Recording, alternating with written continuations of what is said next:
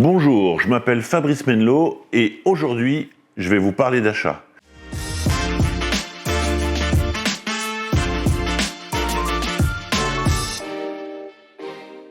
Il y a quelques jours, j'étais en Suisse, à Lausanne, où je participais à la 5e conférence achat qu'organise l'association suisse d'acheteurs Procure. Je vous mets le lien en bas de cette vidéo.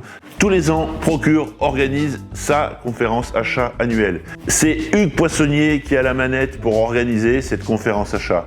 Cette année, le thème était la montée en maturité des achats.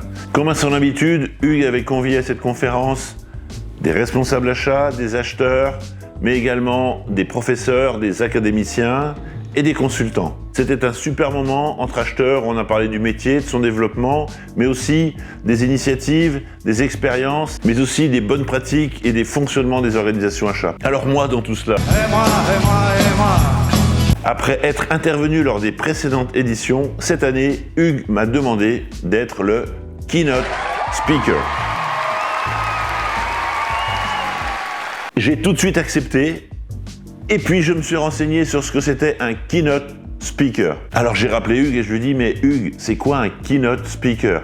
Et il m'a dit « Fabrice, c'est cool, tu écoutes toute la conférence et à la fin de chaque intervention, tu fais une synthèse et tu poses des questions. » C'est ça un keynote speaker.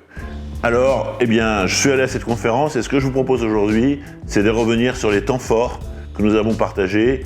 Encore une fois, merci à Hugues pour cette belle journée qu'il nous a organisée. Merci à tous les participants et merci à Procure qui vous donne d'ores et déjà rendez-vous pour sa 6e édition. La journée était rythmée autour de 3 tables rondes, qui d'ailleurs à ce propos, les tables n'étaient pas rondes.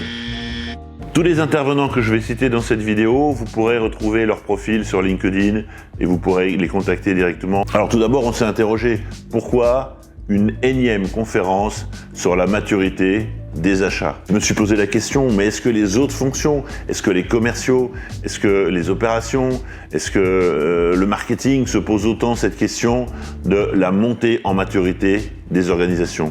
Mais bon, c'est comme cela, c'est le lot des acheteurs, on s'interroge en permanence sur là où on est et là où on voudrait être et comment on progresse. Alors c'est ça que je vais vous retranscrire aujourd'hui. Pensez avant de démarrer à aller vous abonner à cette chaîne pour recevoir en avant-première les notifications, le pouce bleu si vous avez aimé et le partage aux petits copains pour que chacun profite de ces échanges sur le métier achat. Première table ronde, une table ronde avec une intervention de Serge Sally. Serge Sally travaille pour le CVCI. Il nous a parlé du rôle des achats dans la performance des exportations. C'est un sujet sensible pour la Suisse. J'ai appris que la Suisse était le premier pays au monde qui disposait d'autant d'accords de libre-échange. Il est important dans ces échanges de bien disposer de la preuve de l'origine des produits.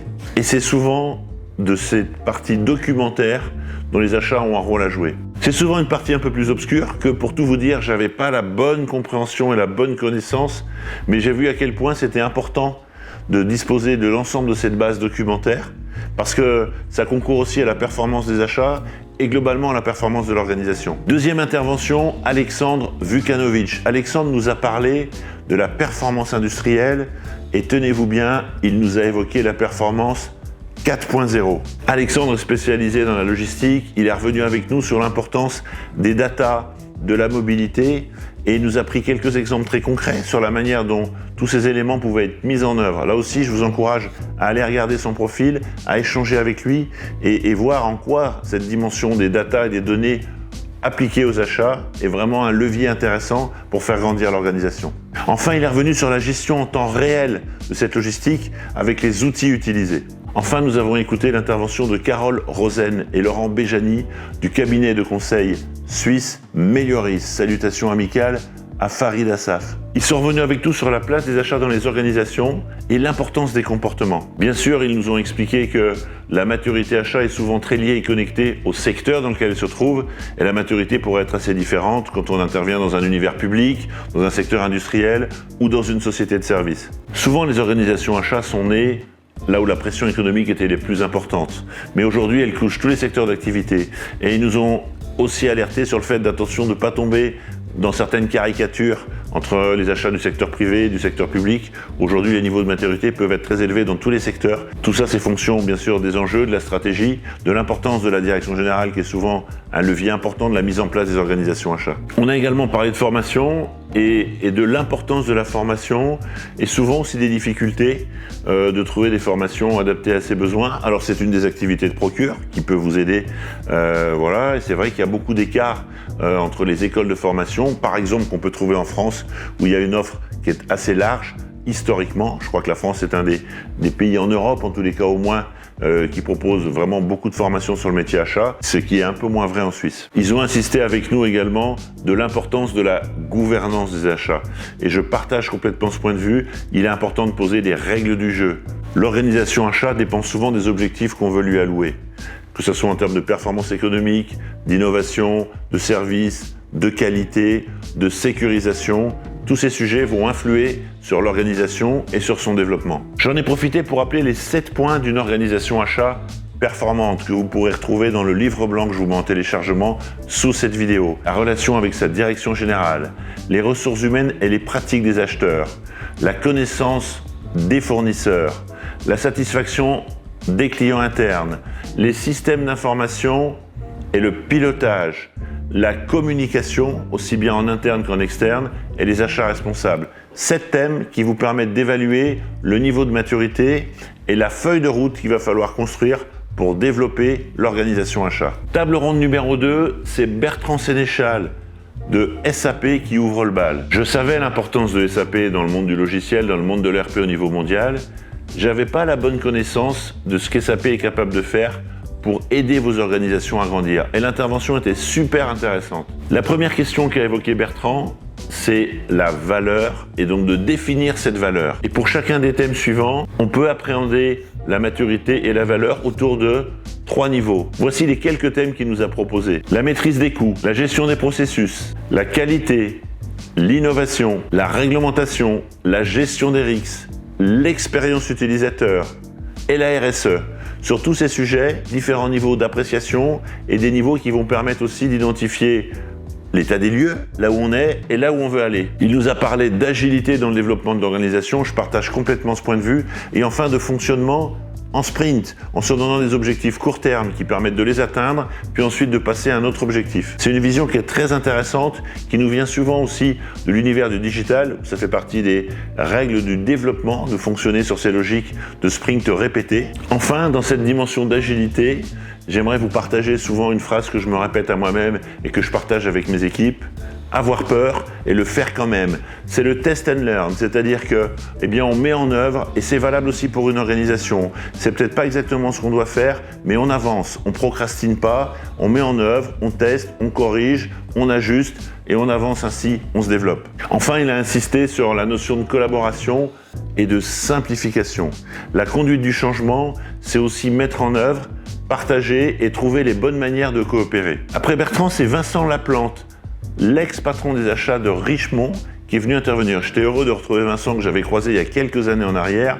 Vincent est maintenant un consultant et il est venu nous raconter la belle histoire des achats que lui-même il a créé chez Richemont en arrivant dans l'organisation, en installant les premières prises de conscience. Année après année, il a mis en place et après 12 ans, il est venu nous partager les réussites, les éléments de difficulté avec une grande transparence. C'était un témoignage super intéressant et qui nous montre aussi les évolutions qu'on peut réaliser au sein d'une organisation qui intervient sur le monde de l'horlogerie et l'horlogerie du luxe. Vincent nous a évoqué également cette notion de maturité collective des achats.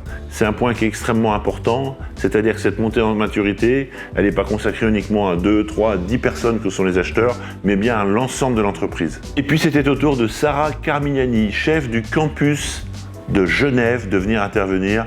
Là aussi, super intervention. Sarah nous a dit que pour s'occuper des achats de ce campus, il y avait 2 personnes qui étaient mobilisées et que forcément, son principal combat, ça avait été d'accepter qu'elle ne pourrait pas tout traiter. C'est le quotidien des acheteurs. Vous savez souvent plus de choses à faire que vous ne pouvez en faire. Où est-ce qu'on va mettre notre énergie et qu'est-ce qu'en conscience, on va décider de ne pas adresser. Super témoignage de Sarah. Cette notion de renonciation. J'ai bien aimé la manière dont elle a eu de l'exprimer et de montrer pour autant comment elle avance, comment elle s'installe sur certains périmètres de dépenses, comment elle prend place dans l'organisation et comment, petit à petit, elle vient transformer les pratiques du campus de Genève. Elle a aussi décrit avec beaucoup de précision la manière dont elle avait décidé d'embarquer ses clients internes dans cette transformation, cet onboarding. Là aussi, c'est un sujet majeur de vos conduites du changement. Bon témoignage de Sarah, coordonnées LinkedIn. Enfin, dernière intervention de cette deuxième table ronde, Sébastien Blandino. Sébastien Blandino, c'est les achats de Johnson & Johnson. Et Sébastien, c'est Back to Basics.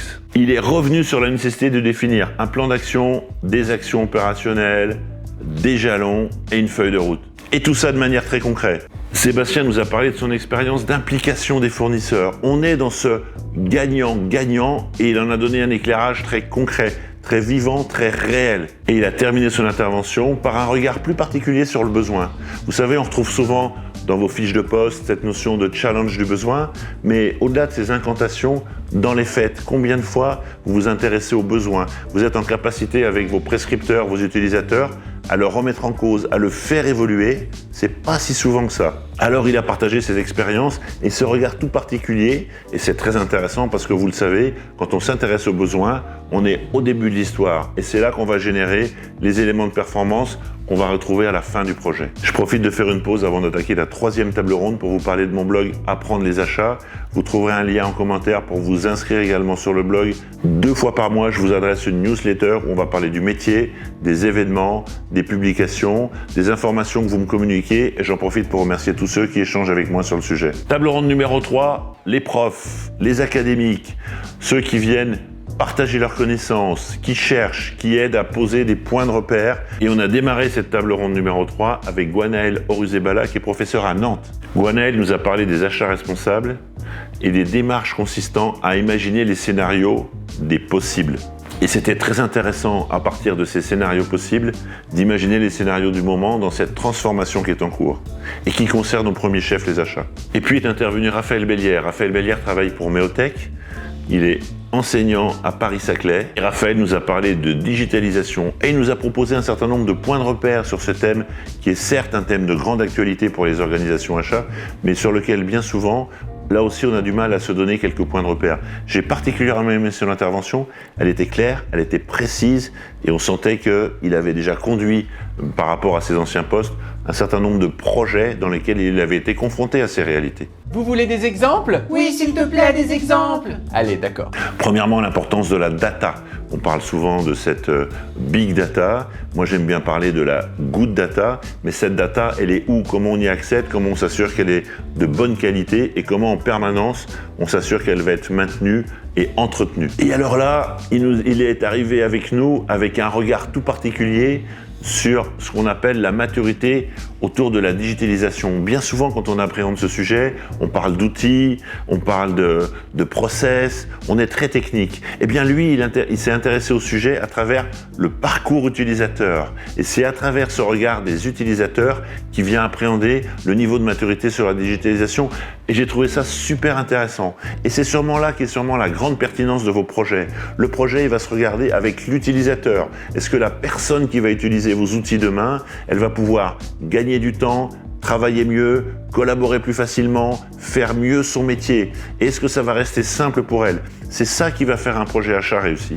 Il n'a pas oublié de nous parler de technologie et d'outils, mais une fois encore, en regard du besoin des utilisateurs. Enfin, il nous a évoqué les sujets autour de l'intelligence artificielle.